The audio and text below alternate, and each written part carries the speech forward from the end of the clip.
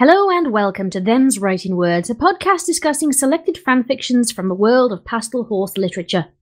I've covered up my script. 1 second. We're off to a good start. Hey, last time we didn't even get through the first sentence, so we're doing better. Yep. Yeah. We're only an hour in. I'm totally leaving this in, by the way. No! My name is Scribbler, and I will be your moderator today. Joining me for this discussion we have Goombasa. Hello, all. Neighrator Pone. Hello there. And Thornquill. Hello, everyone. Today we are looking at the fanfic chosen by Thornquill, who was picked last time, and it is Body of Work by TheGreyPotter. And Thornquill, if you'd like to read the synopsis, please. In the back of the white marble archives, behind a rusted door, paint peeling and centipedes crawling under the frame, there's a set of stairs. They buckle like cork and descend into a lightless library coated in dust, pages, and runes. Here, Twilight Sparkle stumbles upon a perfectly preserved body. Her own body. Spoken with much dramatic resonance there.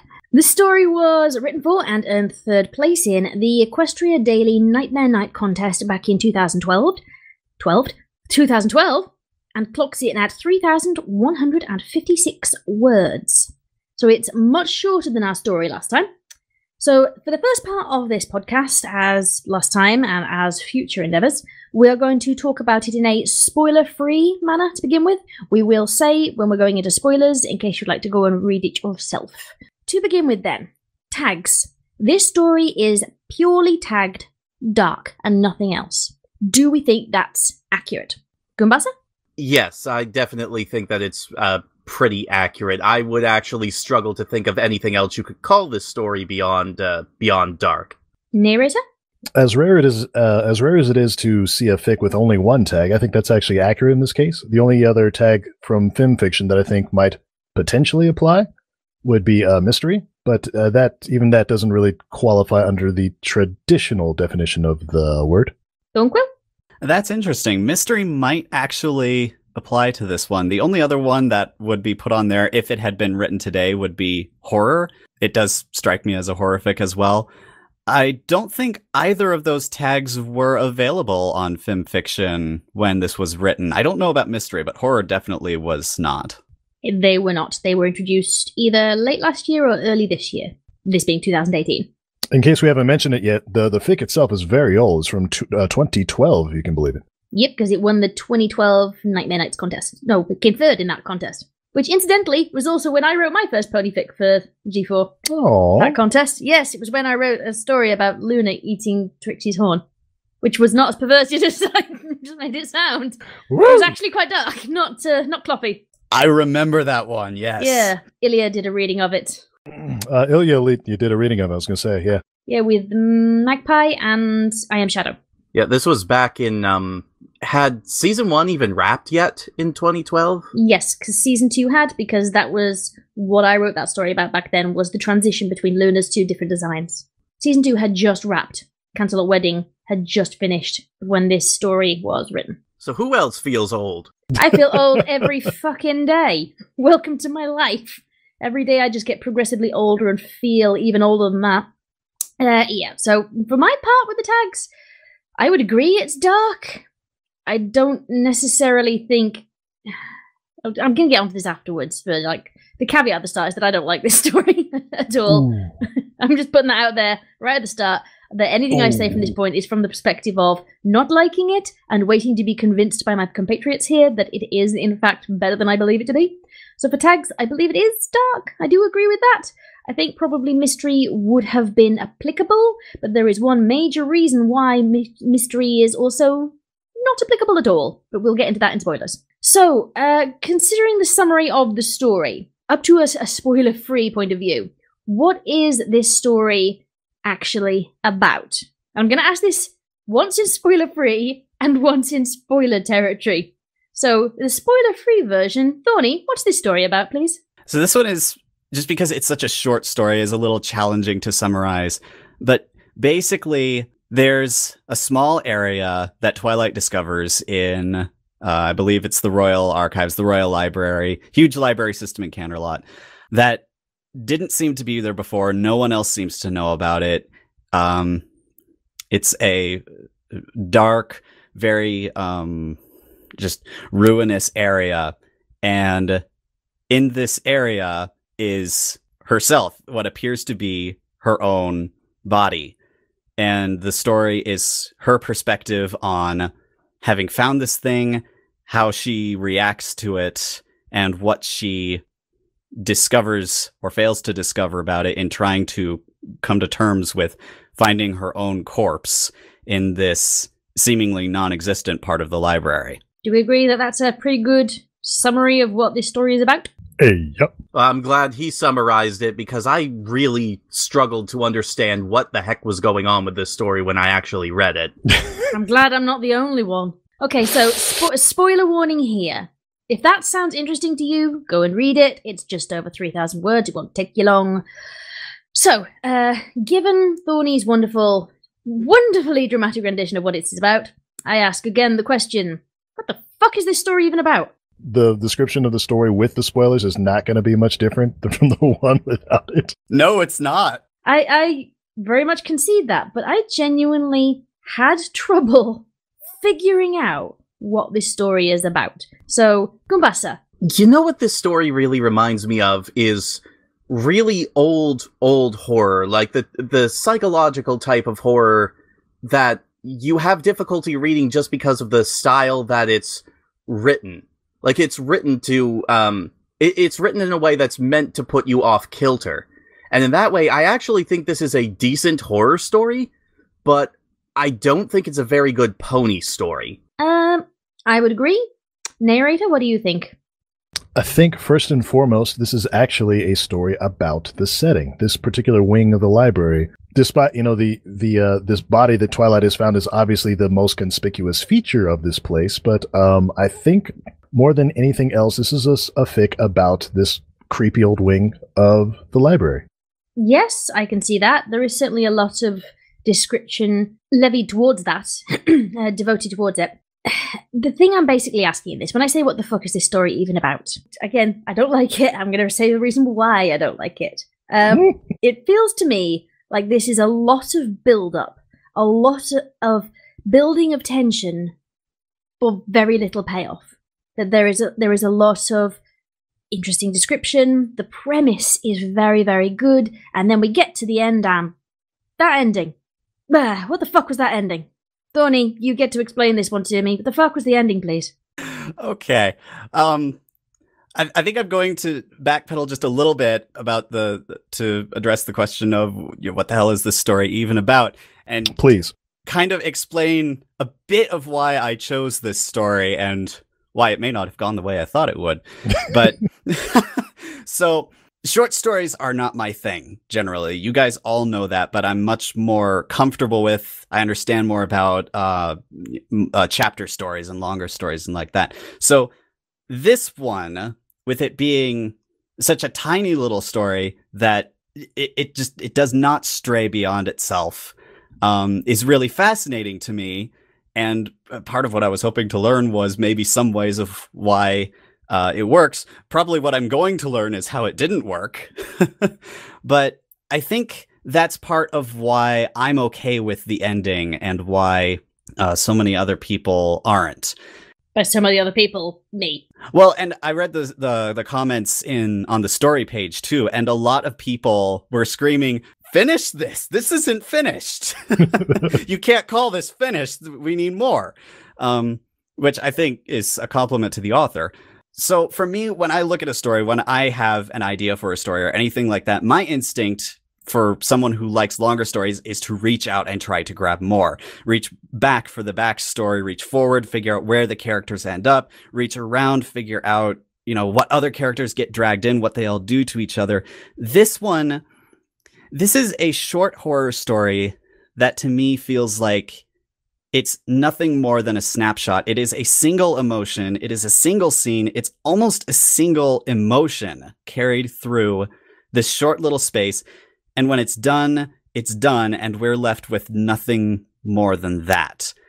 So for me, the ending works because if it had a more definitive ending or even just a different ending, then that would be the story moving from one scene to a different one developing, answering a question, what have you. And that to me was not the point of this story. I don't know if that works for everyone else, though. Goombasa?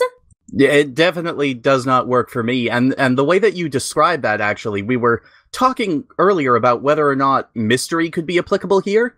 With the description you just gave of it, I think that tosses mystery straight out the window, because a mystery is a question that needs to be answered. And you're saying that if this story tried to answer that question, that it would be less effective. One of the things that really bothers me about the way that this fic ends is that you can have an ambiguous but satisfying ending, but this doesn't do it. It really does feel like it's stopping in the middle, which I don't find very satisfying.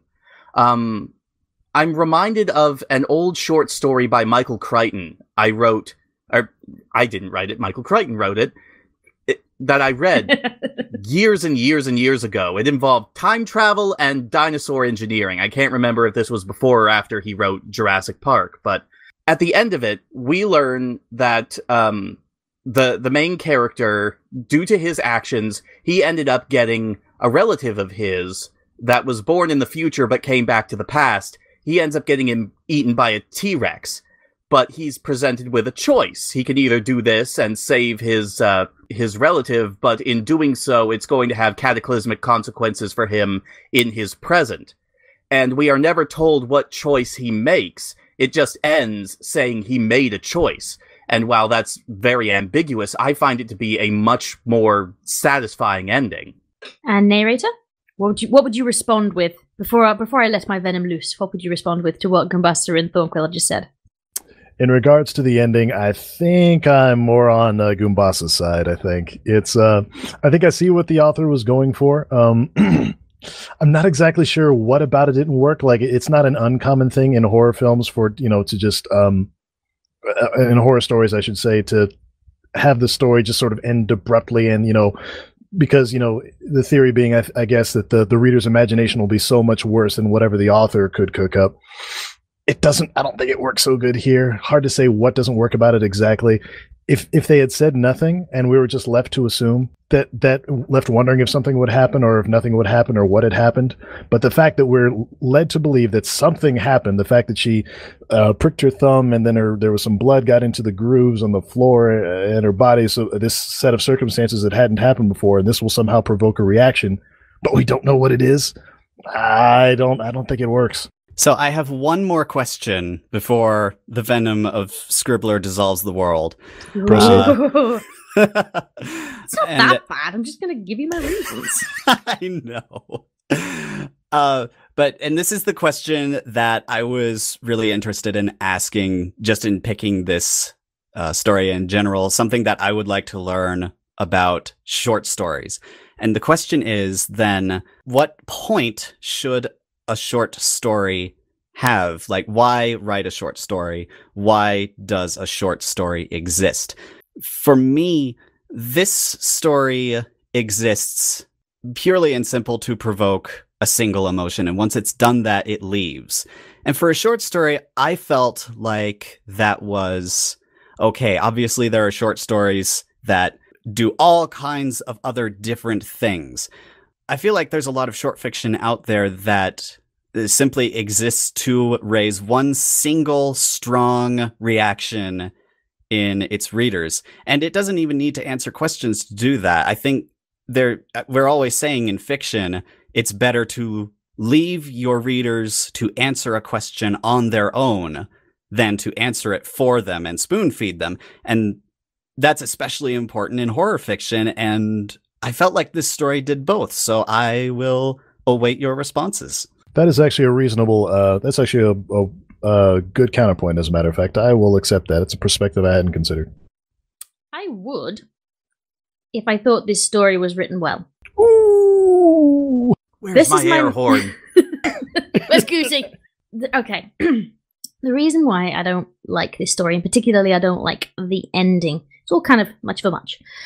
I'm going to read the ending aloud and then just talk about why I think it doesn't work. And by corollary, why I think this fic doesn't really work. At the very end of the story, Twilight has gone down again to look at the body. She's taken something to eat, a blanket in case it's cold. She's taken herself down there, and she stands on a thumbtack that she left in there earlier. And she screams and says, "Aha, just a thumbtack. Oh, how did it get there? My talking isn't offensive, but let the room be offended. I yank the thumbtack out of my foot, and there's a little spurt of blood. It splatters across the scratches in the floor, making them wet, reflective, alive. No, not alive. It's just the spell. It's just the spell trying to drive me away. I slam my hoof on the ground, feeling the jagged wood jab into my wound. No, it will not drive me away from myself any longer. I set everything down, the lantern, the blanket, the food to share with myself. I set it down, I step into the circle, and I reached my bloody hoof out to touch my corpse's contorted face." Is that the very end of the fic? Is that how it ends? That is literally how it ends. I reached my... It breaks. One thing is written in present tense, and then the very last sentence is written in past tense, which fucks me off. It's just on a technical level. But that's not the... that's just an irritation. There's no way I don't think the fic doesn't work. There is a phrase in the UK, and I don't know if it exists elsewhere, but it's called something being all fur coat and no knickers. I'm sorry, one more time. All fur coat and no knickers. Okay. It means that there's a lot of outer padding that is there for effect to make something look good, but when you really get down underneath that padding, there's very little dignity or very little actual meat to it going on. And that's the way I feel very this little fic meat. is. Shut up! I can't let that one go. You know I have to. Sorry, I had to. Right. Interesting. Okay. I'm going to cut all this, you know? This is not going in the final thing because YouTube will crucify me. Right. Why do I not believe you? It'll probably go in like a blooper thing afterwards, but it's not going in the main thing. Okay. If I have left it in the main thing, then everybody in the comment section has carte blanche to call me a liar. Yes, so what this fic, I feel, is a lot of build-up for a little payoff, but it feels like the author meant there to be payoff. It felt like the author intended that last line to be much more impactful than it actually was. That the setup was so surface level that things that should have felt more significant, that should have felt like they were set up for a significant payoff earlier in the story, just weren't there. The thumbtacks, the blood, the spell. It feels like the author was so busy trying to make everything sound creepy that they forgot to actually make them creepy. Which means that last line, I reach my bloody hoof out to touch my corpse's contorted face. It feels like that should mean something. But it doesn't, because the groundwork for it to mean anything isn't there. And that's one of the major reasons I don't like this story, is that it felt very superficial. I've read a lot of horror stuff. I've read a lot of short stories. My channel is mainly short stories, and I read more than I do readings of. While I can understand what you said, Thorny, about it needing to be a single emotion, I don't feel that this story was a single emotion. I feel that this story was somebody trying to sound creepier than their writing could actually manage. So, all fur coat, no knickers.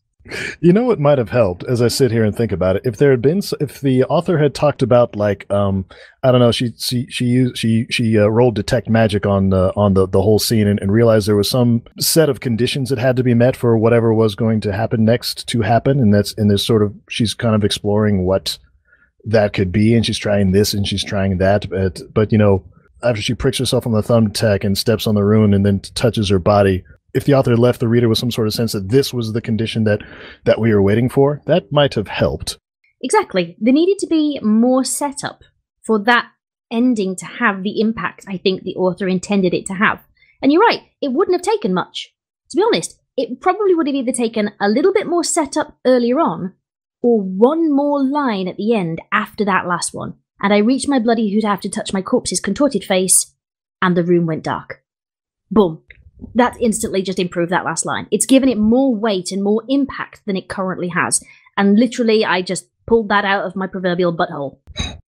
I see both of your points. It's the Chekhov's gun issue, where if you have a gun hanging on the wall, then by the end of the second act, it has to have, by the end of the third act of a story, that gun needs to go off at least once. Here, it feels like we aren't even shown where the gun is. But we're still expected to have heard it when it went off and understand what happened. I 100% agree. So, while I can see what the author was trying to do, I don't think they actually did it. which is why I disagree with you, Thorny. It's a very roundabout way of saying that. And that's fine. I think my only pushback on that would be, it almost seems, and this is weird for me to be the one saying it, but it almost sounds like we're overcomplicating it.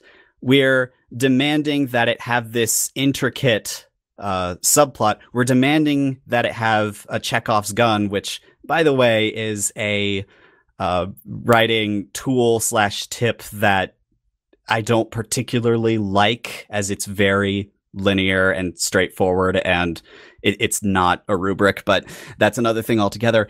And I'm not sure that the author intended to be deep or to have some kind of big, mysterious, overarching thing, or even to have a massive gut punch revelation at the end. This seriously just feels like a fic that was structured completely around a single idea.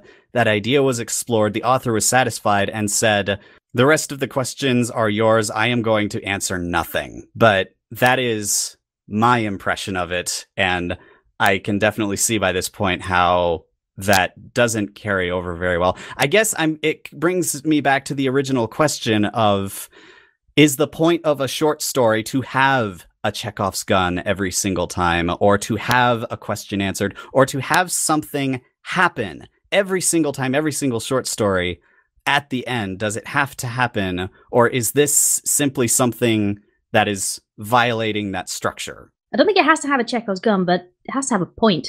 And my issue with this one is that it feels like the author is, if they didn't want to have this Chekhov's gun idea, they didn't want to have the setup and payoff, they shouldn't have written the end to sound like it was a payoff. Goombasa? If I may quote Steve Martin for a moment, here's an idea, have a point, because it makes it so much more interesting for the listener. Can't argue with Steve Martin. This is just my very opinionated standpoint on it. It doesn't make me right, but this is the hill I'm going to die on for this story. And if anybody's has hung around with me for any degree of time, there's very little fanfiction I don't like. So it takes a lot for me to be this effusive, this vehement about why I don't like something. And again, that's fine. I'm pretty content to say that I may very well even be in the minority of people where this story works for them, and it may actually fail to work for the majority of people. I suppose I was simply accepting, and still do, that a story can exist simply to provoke an emotion in me, and it doesn't need to answer my questions or tell me what to think of it at the end. That's not really accurate to what you guys are saying either. But I guess I say that for me, I feel that this story fulfills its purpose, and we will probably disagree on that, and that's fine. I think what I'm saying, a lot of it, this is a bit of self-reflection, I think it comes from a place of frustration. That I liked the premise of this, and it feels like the author had enough skill and talent that it could have been so much better than it ended up being. If this was just shit written for the sake of shit, a troll fic, you can accept that. But I feel like this one could have been better. And a lot of my dislike comes from frustration that it's not. It doesn't live up to the promise of what it seems to be going for. I think we can all agree that this is just kind of the story is atypical in that it doesn't have kind of the payoff that everyone was expecting would be there. For my part, I think just the story, the setting that it sets is really good. The author does a good job of just sort of conveying the creepiness, sort of watching Twilight's try to keep it together while all this is going on around her, and just sort of her mental thought process. I think it does a good job with that. I think I too probably was hoping that it would kind of take a turn to the tune of like Into the Depths and stuff like that. I think that's the name of that fic, right? Thorny, the one you did? Yep. You died because of the bone snake thing. That's right. I said bone snake and my brain immediately went giant boner. No! So, hopefully you'll cut that out also, but no. we'll see. That one's going in. So oh no, stop. And we're done. Thanks for coming, everybody. Goodbye. Good night, everybody. I thought the author did a good job with the setting. That's all I was saying. You know, it's funny that you bring up Into the Depths and its ending, NP, because that's actually something that frustrated me about that fic, was that it ended with such a straightforward fight between a relatively good entity and your generic big bad. So it's interesting that you liked that ending better than I did, and I liked this ending better than you did. I thought that one ended with the hook for the sequel, where Celestia, if she has been touched by Grogar's magic, will never be free from it. It did, but I also kind of try to pretend that didn't happen either, because I remember reading the sequel and feeling like it had nothing to do with its predecessor, and I don't know. That's on my read it later list. I'm worried now. That is a completely different issue, so yeah. I should probably have put spoiler warning before that, to be honest. We've just spoiled the ending of a completely different story. Hey, they're in the spoiler sections. Anything can be spoilered. They were warned. We're allowed to spoil things? Silent Green is people. Darth Vader is Luke's father. Rosebud was the sledge. Snape kills Dumbledore. Are we done here? Yeah, we're done. Yes. Snape kills Dumbledore?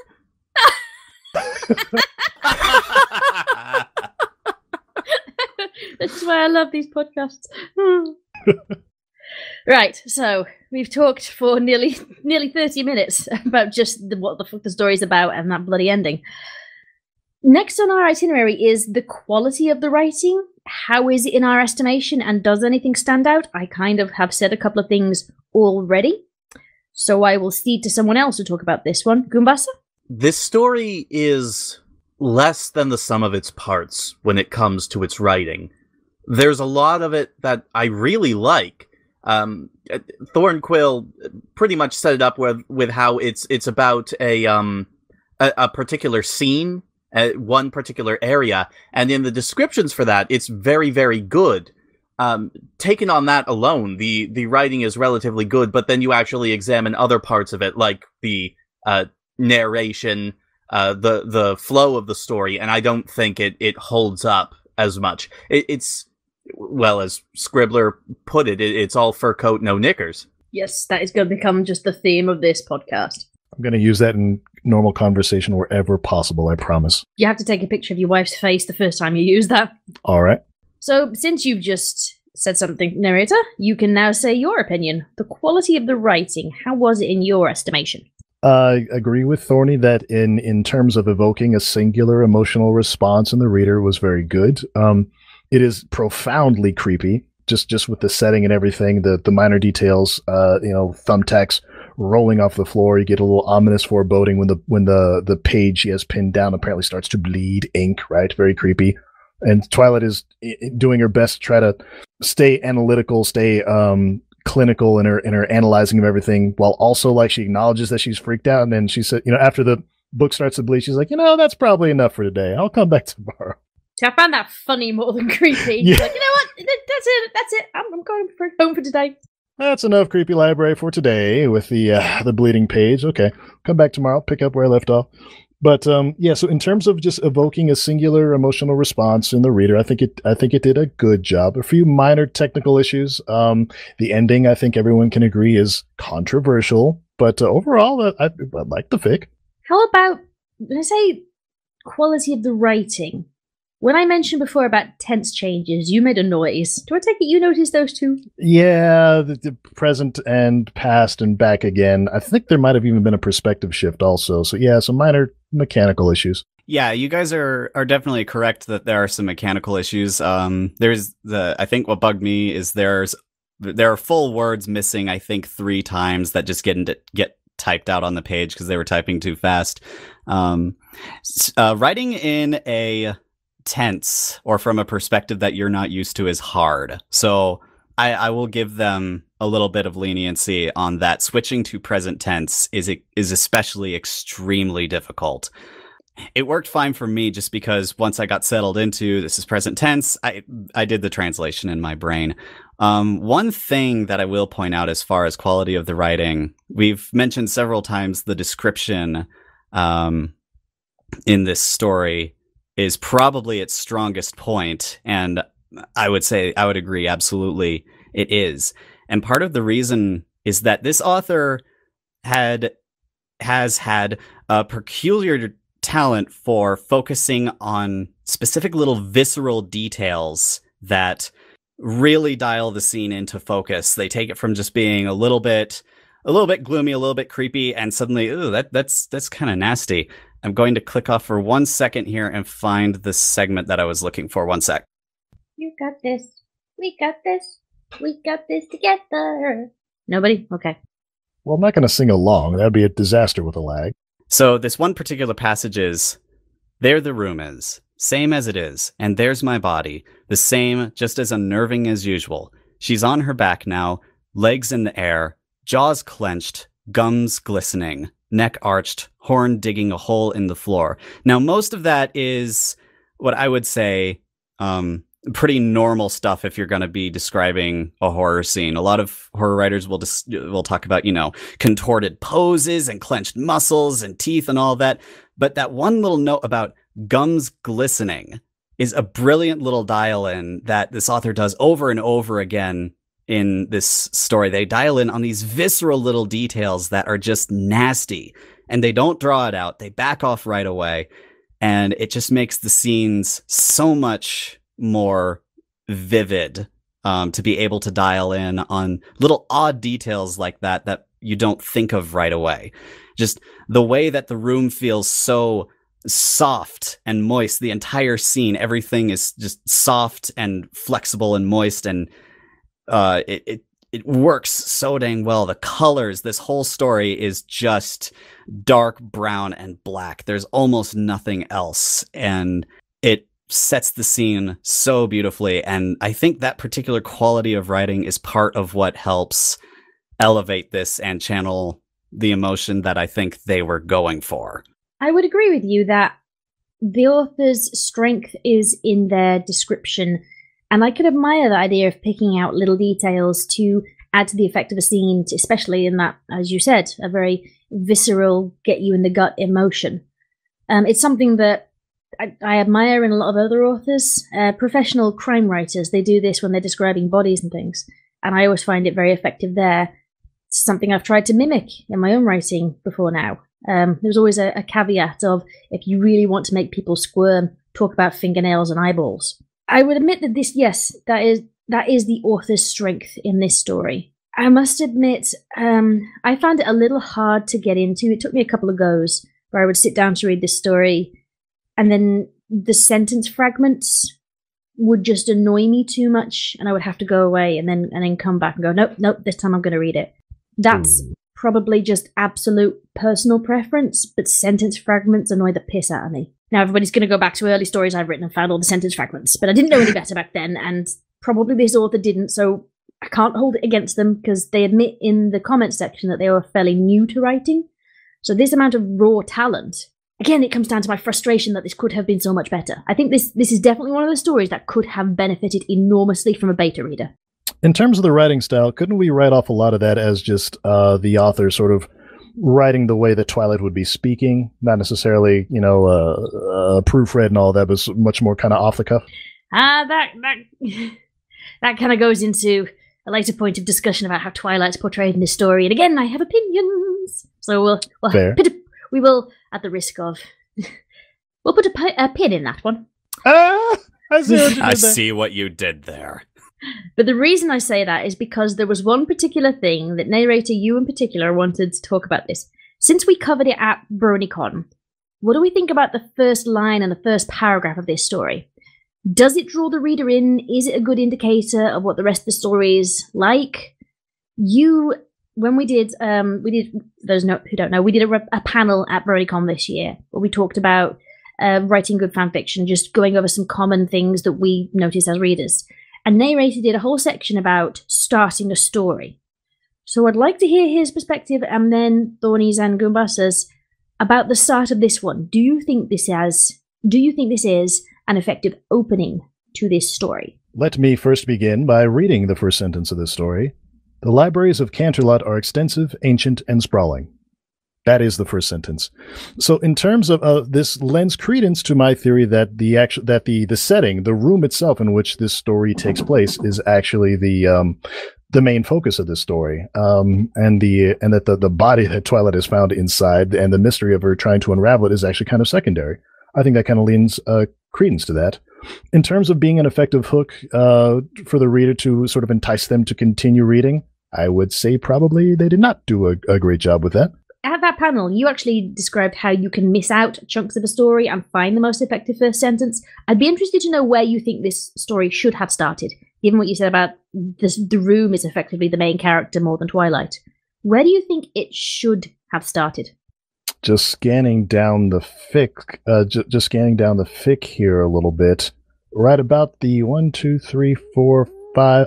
I'll bet somewhere in about the 5th paragraph where it starts. I've never once seen a single librarian down in this crypt. That would have been a much more effective place to start the fic, and just about everything else could probably have been cut out pretty effectively. Okay. Thorny, what do you think? So you are correct. That is it's hard to say too much about that first line, and that's just because it's not an atrocious one. It's also just not really a good one. It's completely middle of the road and neutral as far as that sort of thing goes. First lines are really hard, and new authors especially generally don't even really know how to think of that sort of thing. And it's funny, if you actually just go out and read published fiction that people pay for, big name authors, people who are really good at this thing, you'll start getting really unimpressed with their first lines. 90% of authors will begin with a weather report. The sun was shining, the clouds were here and there, that sort of thing. It was a beautiful day in Ponyville. So many of them will do that. So it's not too surprising. I'm actually going to be a little bit harsher than you, NP, and say it could have started even later. I think you could have started with, I hover my lantern over the form, the body I have come to know these past few months. That's like two paragraphs down. That you're instantly, there's a body, that's a problem, there's a conflict, I'm concerned. Your first line has that conflict. The thing it does do is it sets the scene okay. Or it gives you the feeling of the fic okay. Again, you notice that I think one of my favorite descriptions from the earlier paragraphs that could have been cut out is how Twilight says that she can tell you where you are in the archives based on the smell of the stone or the wood or the paper.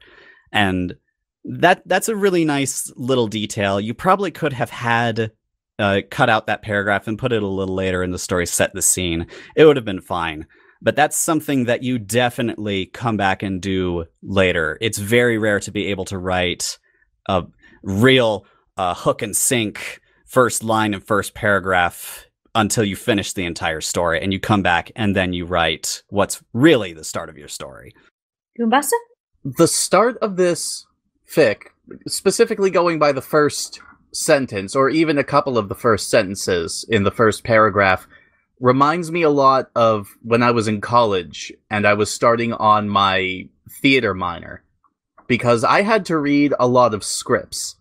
And the first paragraph of this reminds me a lot of that, because it sort of reminds me of the stage settings that I would read a lot, that described what the stage should look like. And it was very clinical, it was very typical, and it did not really evoke a lot of emotion, but it did try to provoke a lot of the imagination. And I think that's what they did here. For my part, the thing, this may be true, it may not be, but the impression that I get from this is a rather immature author who doesn't have confidence in their own first line. That I agree with both Thorny and Neighrator that both of those first lines would have been stronger than the one they actually went for. But I find a lot of people who are just starting out want to leave in as much of what they've written as is humanly possible, and it's really difficult for a lot of immature writers. Not like very young people, just people who haven't been writing for a particular amount of time. They don't want to cut things out. They find it. I did. University essays were terrible. But whenever I would start writing, I would want to leave in. I think that took me ages. But that's the first thing I wrote. Clearly, I've got to leave that. But this is really important. But I really like, and eventually you've chopped out like 3 words on your second edit, which is one of the reasons I think this probably could have benefited from like an editor or a beta reader, because there are the seeds of a really strong opening there. You pointed out just 2 of them. There's probably more. But I get the feeling that the author wanted to leave that in because it was the first thing that they'd written. So that's the impression that I get, that it's not a very strong opening, but that may have been due to the author's experience at the time of writing. Yeah, and again, knowing when to cut out something that you have liked, that you enjoyed writing, and that you like in the story, and knowing when to leave it in comes from experience. And so if you're listening to this podcast, again, part of what to look for when you want to choose your opening line is something that introduces conflict and question, as opposed to a setting, at least in my opinion. Setting can come very soon after. It probably should. And just to set this story a little bit in context of this author's writing ability, TheGreyPotter is also the author who wrote a fic called The Steadfast Sky, which I saw bouncing around on Fimfiction for ages back years ago because it was a huge story. And they wrote Steadfast Sky and Body of Work at about the same time, but Steadfast Sky continued on for 300,000 words longer and 2 years longer. Oh my god. And also, it's on his channel, his portfolio, it says he put it into print and people could buy a copy. So it was clearly it was clearly famous and popular enough. Yeah, and they wrote in a blog after they finished that they learned so much from writing The Steadfast Sky, and if you write 300,000 words, you will have learned things for sure. So I have no doubt that Body of Work does showcase them at an earlier stage of their ability for sure. Yeah, by the looks of things, Steadfast Sky started on 24th of February 2012 and ended on 30th of May 2014, and it clocked in at 342,180 words, and Body of Work was, we said, just over 3,500 and was written in October 2012, so very early on in his writing career. So that does kind of bear out, yeah. They've done okay for themselves. Absolutely. And to be honest, I may check this out because I'd be interested to know where this author went in their writing ability, because, as I said, a lot of my dislike for Body of Work is frustration that it wasn't better than it was. So I'd be interested to see what they became. So when are we covering Steadfast Sky, guys? You guys can do that without me. 300,000 words, huh? Okay. We do have a word count limit for the stories we choose for this podcast. I forget what it is now. What is our word count limit? I think we decided 60,000 words at an absolute max. Yeah. Okay. Yep, small novella length. Yeah, and here we are doing a 3,500 one and absolutely talking for 47 minutes about it so far. Yeah, it's a short fic, guys. We'll be done at this in no time. Oh, yeah. God When damn I said it. that? I think we're finding that we are just very verbose when it comes to talking about fiction. Okay, so next thing on our itinerary, is there any significance or added effect from the author choosing to write this in present tense? Thorny touched upon this a bit earlier, so Thorny, you want to take this one? I think that present tense is a very good choice for this story. And again, present tense is a hard one. It's not one that I'm very familiar with. I think a book that I would recommend, a really good example of how to write in present tense, would be The Night Circus. I'd need to look up the author of that, but just because it is the prose in that is so absolutely gorgeous. But the reason why I think present tense works for this story is that, again, it's so self-contained. It doesn't branch out at all. And so present tense is very immediate, especially in first person. We're not hovering over the scene looking down with our omniscient narrator. We are in a tiny little point in space. We can only see what is right there in front of us. And it centers us in this very small, limited space of a story very well. And I actually think it's the only tense that could have worked for the ending. Because if you have past tense, and I know they made a mistake switching back to past tense right on the last line, so that's unfortunate. Yeah, needed an editor. But if you have past tense, or regardless of what person you're in, you know that whoever's telling you the story survived to tell you the story. You know that stuff happened afterwards. With present tense first person, the story cuts out right as Twilight reaches that critical moment. We don't know if she died. We don't know if she became one of the corpses, if there are multiple corpses. We don't know. And at least from a technical standpoint, that works perfectly with present tense, because that's where, as far as we know, the story stops for her. That's where it stops for us. We don't have someone who lived after and just is sitting back in their chair smugly going, and I'm not going to tell you what happened next, even though that's how we kind of ended up feeling at the end anyway. So yeah. For the record, The Night Circus was written by Erin Morgenstern. That's the one. Narrator? I think present tense works really well. The fact, just like Tony said, I think it's the only one that could have worked. So much of the story focuses on like what Twilight, she doesn't know what's out there, what's in the dark, but she has to kind of assume what is there. Yeah, being if it had been written in a third person omniscient or in a past tense, I think it would have not have had nearly the impact that it could have. And just I do have to wonder if the tense switch on the very last line was intentional. I think it might just work. Explain. Yeah, I need an explanation of that. I was going to say, are you going full college English teacher on us here? It's not an overly complicated idea, but just that just because it's the very last line, and that was the very last thing it says. Okay, maybe I'm wrong. Okay. I would genuinely be interested to hear your reasoning on that one. Like I said, I'm open to blah. I guess I can't explain it very well, but just the fact that it's the very last thing she did, just that it adds a note of finality to it. Okay. That's the best I can do. Maybe it's the best I can flesh this idea out. Sorry. You are trying to give the author a lot of credit, so good on you for that. Goombasa, what do you think about the significance of present tense? I think it works well in this story. I'm pretty on board with the choice of tense here. I do think it's a little shaky, but that's due to the author's inexperience at this point, as we've pointed out already. But my major problem with it is that the person who is speaking, I don't believe it's that person. Which does in fact lead us neatly onto the next topic. Segway! Froze. Hang on. I've gone to the set sky. No! I've shut the fucking window. And that was how Scribbler disappeared. Is there any significance or added effect from the author choosing to... Oh, no, that's one we just did. Pardon. Discussion... Yeah, it's one about Twilight. Hang on. It's coming up. I accidentally hit X on the window when I was trying to avoid pressing stop on the recorder. Yes, all fingers and thumbs tonight. Better than being all fur coat and no knickers. Oh! Ha! Take a drink. Okay.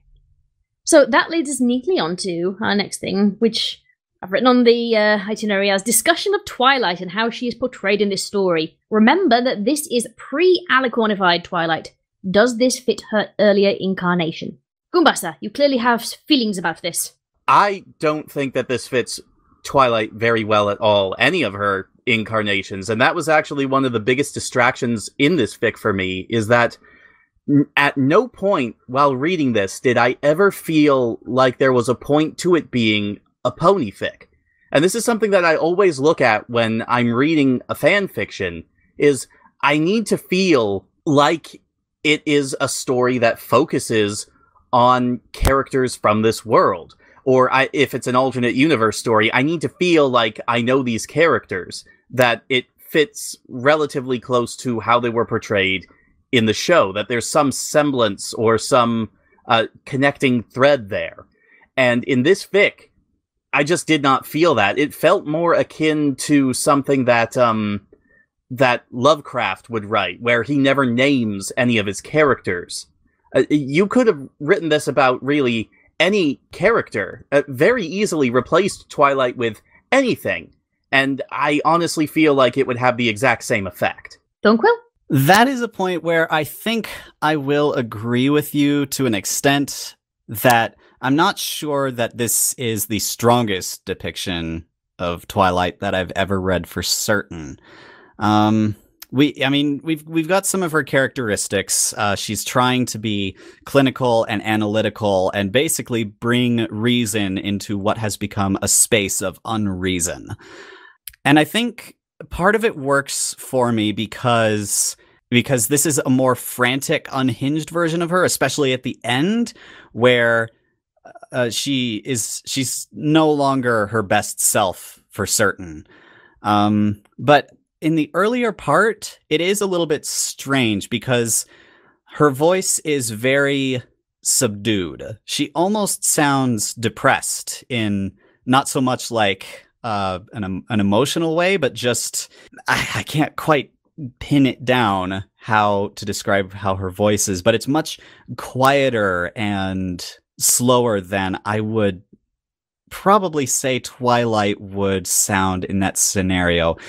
It sounds much more like the author's style when they're writing the descriptions of the scene, which are from Twilight's perspective, but it does sound more like the author. So I'll agree with you on that point. I think it only sounds very vaguely Twilight-ish here and there. And like Goombasa said, to me, this sounds like it's just some nameless narrator. And the only reason, literally, the only way I could tell it was Twilight was she says she's Twilight, and it happens in a library, and Twilight sparkle in libraries. But other than that, this didn't feel very Twilight to me. I think it actually works really well. I think it does sound a lot like Twilight. I actually had to go back and see whether the story would still work in the modern day, and I think it might have if the author hadn't specifically mentioned that it was a unicorn mare lying on the floor of the library. Because I don't think she has changed very much in the time since then. I think the story would have still worked post Alicornication. Alicornication. Did you did that on purpose? Oh my god. Oh boy. Well, there's the title of Wooten's next fic. It's that one. It's the best-selling album from the Red Hot Philly Peppers. God damn it. I can't tell if he's acting or... That's a testament to his talent that we can't tell. Righto. But yes, I think, this throughout the story, I think following Twilight's thought process, it does sound a lot like her. She's freaked out, but trying to be clinical and detached about the whole thing, but not entirely succeeding, but she's also making allowances for that. And all of that sounds eminently Twi. I have to admit, I'm going to be in the minority on this one then. Well, everybody has a version of the character in their heads, and this one just didn't happen to be the Twi who lives behind my cerebellum. Moving on. The author's pretty clear that this is DARKFIC, given it's the only tag they put down. Is this a good example of the genre? And coincidentally on top of that, what does make a good DARKFIC? First of all, I shall ask the person who hates DARKFIC the most, Goombasa. I think that this does work as a DARKFIC, but again, I don't really see it as a fic itself. I see it as a standalone horror story. So it kind of eludes me. I mean, the ending does sort of ruin it as well. Like, again, I'm with Scribbler in that it feels unfinished and that there's no real payoff. What do you think makes a good DARKFIC then? Because you've not had experience with as many DARKFICs as the rest of us, because you've admitted in the past you don't really like them. But what do you think makes a good one? A good DARKFIC is, well, obviously it is a fic that is dark, but it's also one that is very satisfying within its own narrative. That you believe that despite the fact that it is going dark, that things are becoming tragic or sad or very, very uncomfortable. You believe it. It convinces you that this is something that could potentially happen within the world of the fic.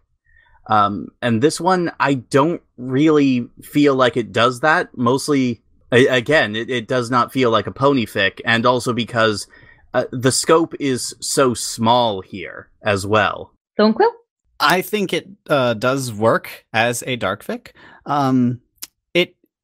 It's definitely an older style of dark or horror. Goombasa, you've said several times that it reminds you of Lovecraft, if only in the way that his protagonist is somewhat nameless often. But it does seem like a very Lovecraftian story. And the modern idea of horror being something absolutely horrific happens is a little bit more recent, and horror previously could just mean weird. Lovecraft very much wrote more just things happening that were weird, not necessarily horrific. And even Dr. Jekyll and Mr. Hyde in its time was considered a horror story, wasn't it? Yeah, absolutely. Yep, one of the earliest horror stories. So I think this is more one of those types of stories than something a bit more overt. Given that, then, if this is less of a dark story and more of a gothic story, would we agree with that terminology? I would, either weird or gothic, yeah. Yeah, I do get a bit of a sense of Poe from this story at times as well. It's certainly the emphasis on setting and surroundings and creating a mood as opposed to making a satisfying story. It seems very much more in the gothic vein. I'm getting Castle of Otranto flashbacks from this thing. Or Frankenstein, if anybody actually bloody reads Frankenstein, it's so full of chaff and no grain. Okay, we could do a whole other podcast on that because Frankenstein is brilliant. It is a brilliant story, but it's nowhere near as horrific as modern depictions of Frankenstein leads the reader to believe. It's a bit shocking when you first read it that a lot of it is mundane slice of life stuff. I haven't actually read it. I'm sorry. I'll give you the audiobook. Yeah. Given it's all letters, it's epistolary. That's the best thing about Frankenstein and Dracula. They're both epistolary books, and nobody knows until they try to read them. Gosh, Neighrator, do you think this is a good dark fic? Gothic fic? Is this a good example of the genre that we seem to have pigeonholed it into? I think it's a good dark fic. The setting itself is like actually dark. I think it's I think it does not really fall under grim dark. It's not grim enough. It's not really horror. Nothing really horrific happens unless you count the mere existence of a dead body, especially horrific in and of itself. I think it is a good example of a dark fic. I see, the main thing I have with this is not that it's called a dark fic. Like, the problem I have is not with the dark part of that, it's with the thick part of that. If anything, I would call this, well, I would call it more of a vignette. It's a mood piece. I think that the author would have been much better served, rather than trying to make it seem like it had a plot by the end, is to stick totally with just making it a descriptive mood piece. Because then answering no questions would have been satisfying unto itself, because in a mood piece, you don't have a plot. Whereas this one felt like it was trying to have a plot and never quite made it. Quick question. Has everyone read the story? Oh gosh, Ilya's done all of them. Lost Cities. Heard of it. That one is called in Goddess, isn't it? Correct, and it's kind of a spin-off. It's almost its own genre now. You got lots of authors like sort of writing in that style, that universe. Want to explain that one? Because I've not actually read it. I know it's something about a city being the main character, but beyond that, I don't know. It's sort of an exploration of literally lost cities, ruins and things like that, places which used to be inhabited a long time ago. But I just thought it might be an interesting discussion, given that those are mostly pieces about where the setting itself is what the story is about, given that this story is kind of similar in some ways. If that would be similar or different. Having not read them, I can't say. Goombasa, Pone, have you read them? I have not, unfortunately. Yeah, this is my first time hearing about them, too. You guys are missing out. They're all on Ilya's channel. What are you doing? This is we know what MP is picking. Yep.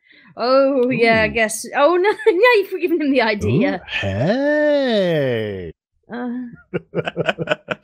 Well, this idea was a bust. Let's move on, then. I want a happy story next time. We've had 2 dark fics in a row. I'm sorry, Scribbler. Wait the wheel on me. I'll give you a happy story. My God, could you sound any more threatening just then? I do not like the tone of that voice at all. Speaking of Dr. Jekyll and Mr. Hyde. The cuddliest member of the chat suddenly became the most threatening one. All right, well, let's move on then. I'm interested to know what people think about what makes a good gothic dark fic. So in the comments below, please let us know what you think is what makes a good dark fic. Is it buckets of gore, or is it purely the mood? Right, somebody added this. Who was it who added the Wikipedia thing? That was MP. Right, okay. That was me. Now, this is something that I certainly didn't catch on the first reading. that in the middle of this story, Twilight takes a book down to read, and she's getting constantly distracted by the body in front of her. But the book that she's reading, apparently the section is an excerpt from an actual book, and the author has embedded the Wikipedia page. It's called "We Wish to Inform You That Tomorrow We Will Be Killed with Our Families," and it's a book about the Rwandan genocide, and there's chunks of this book copy-pasted into the story. So, MP added this. What do you want to say about this, MP? Let me start by reading the excerpt itself, and this whole thing is underlined because it's a link to the Wikipedia page, which is an unusual choice for the author to do in and of itself. But let me read this excerpt. More than 3,000 died in the 3 or 4 weeks before the cholera outbreak was contained. A stallion would be staggering along the road, and then he'd sit, and while the cameras rolled, he would crumple up, tip over, and be gone. And not just the men, but the women and little foals, and then there's a bit in between, simply because they'd had a sip of water in which some pony had urinated or defecated or dumped a body. So my question, this raises a couple of questions. First of all, why would the author choose to embed this in the story? Is Twilight reading this in this library room with the body? And why would she be doing that there? And what does this have some bearing on the situation that she currently finds herself in? Did this book on the Rwandan genocide get transported through the magical portal into the into this forbidden library and find its way into this forbidden library somehow? Did the author tip their hand? And this was originally a fic not about ponies, because you can see it says it mentions men and foals and women and thumbtacks, which would be interesting, about nails and thumbtacks, and not like hanging into the floor nails. There was a line earlier about something to do with fingernails. So yeah, was this a human fic that the author just sort of made a few changes and then adapted to be a pony fic? What the heck is going on here? So I don't have a lot of answers. Genuinely, that didn't even occur to me, because usually it's the other way around. That people write fanfic and then shave the numbers off and sell it as $1 million BDSM stories. But it's not usually the other way around, where you have human fic turning into pony fic. Goombasa? I think, well, now that you mention it, the whole idea of it originally being not a fanfic does make a lot more sense. But my initial reaction to seeing this, especially given that this was one of the first things that the author had written, it strikes me as the sort of thing that a person does when they're writing a story and they want it to seem deeper than it actually is. They put in a quote from something that seems smart to them. Like the quote at the beginning of a story, "I used to do that." Yes, exactly. But that's what it strikes me as, is this person might have been, for whatever reason, reading this book on the Rwandan genocide, maybe for a class, or maybe they just have very interesting tastes, I don't know, and just decided that they liked how these lines sounded and decided that it might make for some good fluff for the story. That would make a whole lot more sense than what I was thinking, which was just that the body on the floor was being referenced to the fact that it was always the gum skinned back and rolling around as if in slow motion. And I thought it was just a reference of they would sit and keel over and be gone, and that was a cholera reference. Let the bodies hit the floor. Let the bodies hit the floor. You did just not. Thorny? Yeah, I think I'm with Goombasa on this one.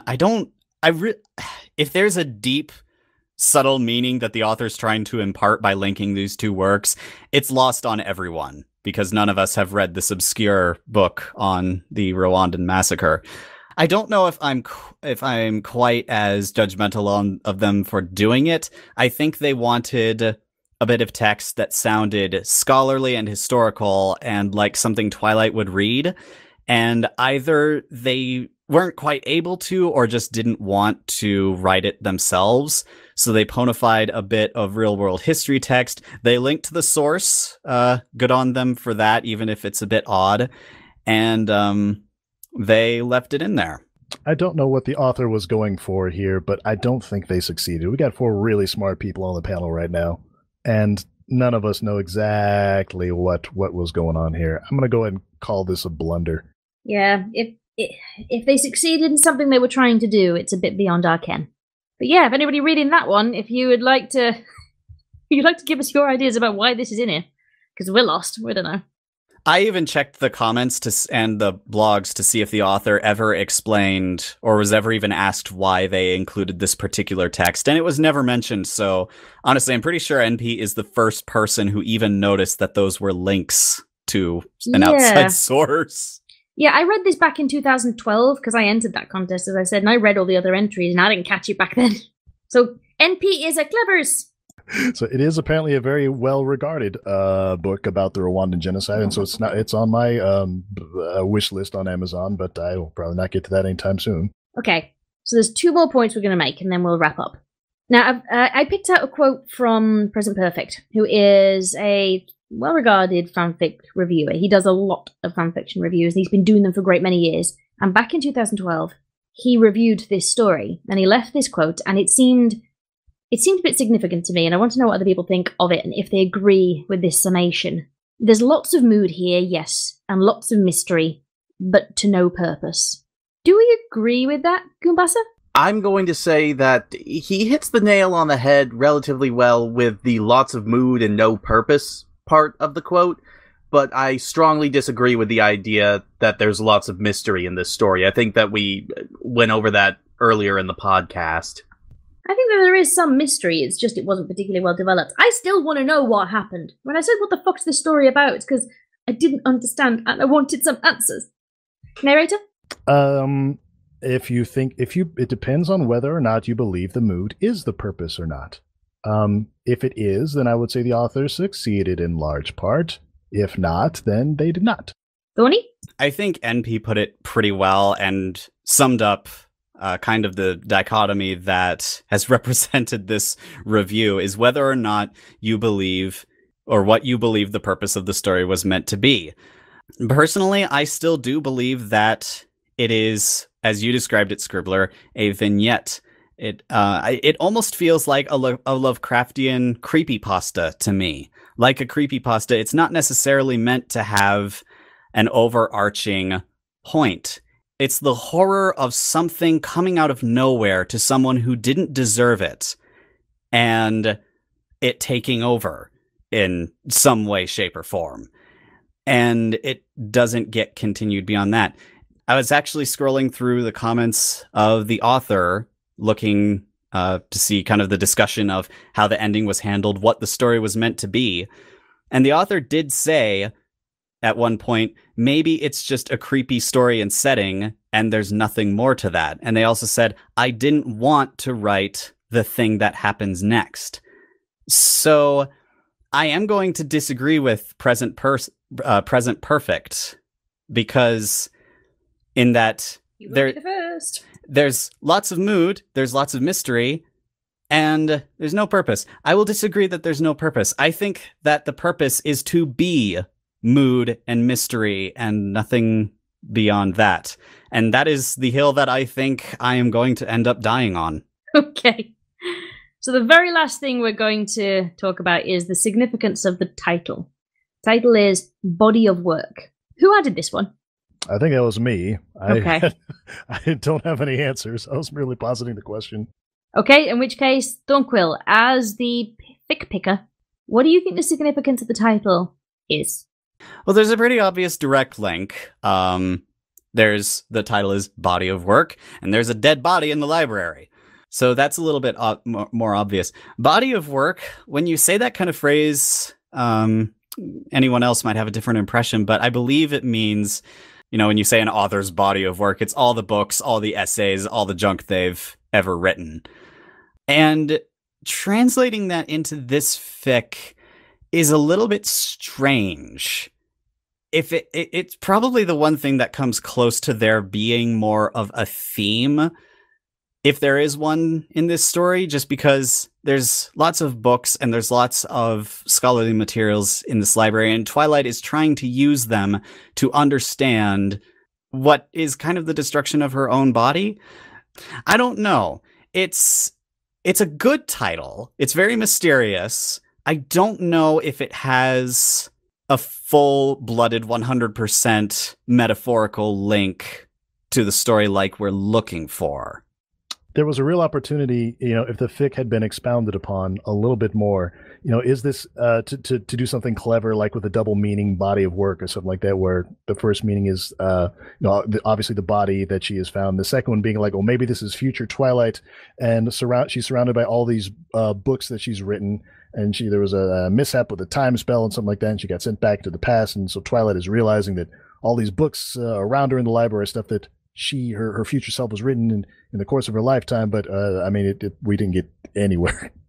And instantly you just wrote a better fic. Maybe. Based purely on the fucking title. Well, and you're right about that, because there's little elements throughout the story where every time Twilight comes back to investigate the body again, the body has moved. It never moves while she's there, but it's always in a different posture. And one time she leaves a blanket with it, and when she comes back, the blanket is gone. She keeps trying to change or control the environment, but the environment just rejects her efforts. And that's part of what makes this story so unsettling for me, is that there's a hint that something is doing something when Twilight isn't looking. And there's a question as to, is that other Twilights doing these things? Is it something else? Twilight never arrives at an answer. She tries, but she, by that point, is a completely unreliable narrator, and we don't even take her answer seriously because she's frantic by that point. And it's a question that is never answered or expanded upon, and that one is a little bit frustrating. Spoiler alert, it's just Rainbow Dash taking her pranks too far again. God damn, that would be a bad ending. I would be so mad if this fic pulled an ending like that. It's a better or worse than the ending that the fic has, Thorny? Worse. Ooh. It's a definite answer to a horror story, which is not necessarily a great thing, and it's a fake-out answer, which is one of the most frustrating things. Sorry, I'm done. Go ahead, Scribbler. I was just going to say that what Thorny was just describing of the environment changes, she tries to give it a blanket, all these different things. I forgot to bring it up earlier about where this doesn't sound like Twilight to me. Can you actually imagine Twilight going down to this library every single day, doing all these different things, and not telling Celestia, especially Unicorn Twilight? She's not acting rationally this entire time, though. She may not be acting rationally, but Unicorn Twilight in particular, her first response is always, I must ask, tell, consult Princess Celestia. Celestia is pretty much the bane of every horror fic in the Pone universe, and about every adventure fic, because frankly, the answer should always be, why can't Celestia fix this? And there's not a good answer. It's very frustrating, actually. Unless she is part of the problem. In which case, that should have been written into the story, because in a story like this, where you find your own literal dead body, I have a real problem thinking that Twilight wouldn't at least tell Celestia it's there.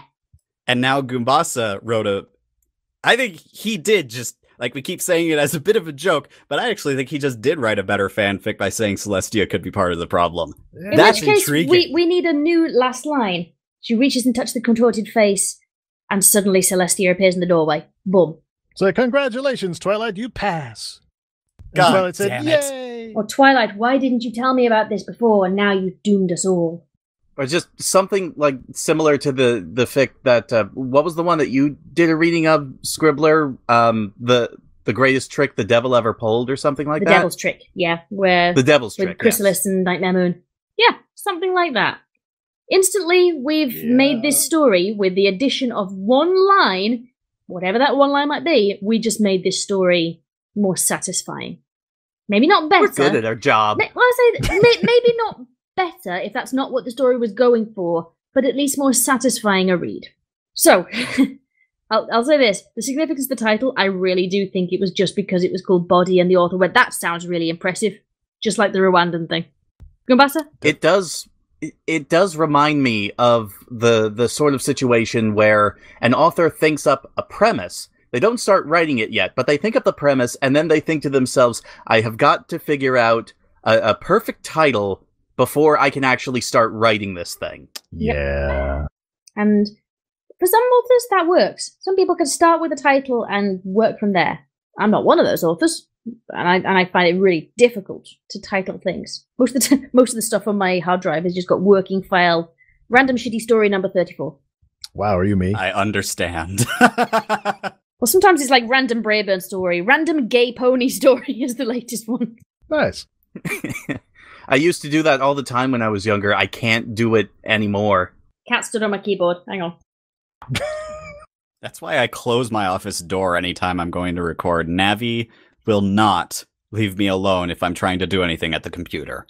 See, this is an interesting one because currently the people who were in the room next to mine have gone to bed, but the cat came down wanting to go out because he's not really our cat. He just freeloads here. So he said, I've eaten, I've rested, I wish to go and kill things in your garden now. So they've opened the door and let him in. And I mean it. There will be something dead on the lawn by morning. Probably half eaten. I just really hope it's not a squirrel or my fucking robin. I've got so few things that live in the garden anymore. You think I'm kidding? I found a blackbird the other day. It's very sad. Oh? Yeah. So I'm putting food on the roof of the shed now so the cat can't get them. Anyway, right. So because I'm going to have to go on kitty duty in a second, and because I have to stand with him in the garden to make sure he doesn't pick a fight with the fucking badger, we better wrap this up. So, final thoughts then. What are our final thoughts on this story? Thornquill, since it was your pick, would you like to furnish us with your final thoughts? I remain liking this story, but you all are very correct, and it is definitely not a flawless story. It's maybe even probably a little less good than I thought it was, just because more technical issues came to light as we were discussing it that I hadn't thought of. I still think that I'm defining it as a different genre of story than a lot of people are, and I think that's where some confusion is coming in. But I'll also acknowledge that it's the author's job to set up their genre and lead readers into a story, knowing what kind of story they're going to get. And if readers aren't understanding that this is a vignette or it's just a short little conceptual piece, then something probably should have been done to make that clearer to their audience. I still like it, but I very much understand and respect why others do not. Goombasa? My opinion really remains largely unchanged. I still think it's a decent horror story with very little payoff. That was the big thing that changed over the course of this fic. Is I really don't feel like it's a satisfying story. It is a decent horror story, but I don't think it works as a pony story of any genre. Neighrator? Not a completely irredeemable story. The author definitely has a talent for, they should be commended for writing such a compelling setting, setting the mood very well, but overall, based on what I think the author was going for, I have to say swing and a miss. Just to stress for everybody who's listening one more time, this story is very old. It's 2012, and the author was very inexperienced.